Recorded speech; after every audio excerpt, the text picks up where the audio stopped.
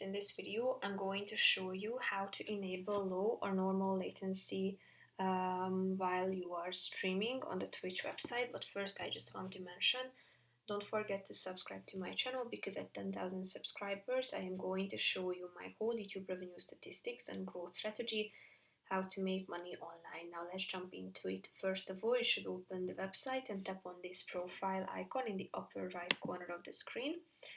Click on channel. Tap on this button you can find on the right side, which is customize channel. Go to the left side column and click on settings, and within settings you can find the stream subcategory, so tap on it, scroll down, and here you can find the fourth option, which is latency mode. You can select from two options, low or normal. Here you can see what they mean. So tap on the relevant one and then it will be updated automatically. So that's it for this video, guys. See you in the next one. Bye bye.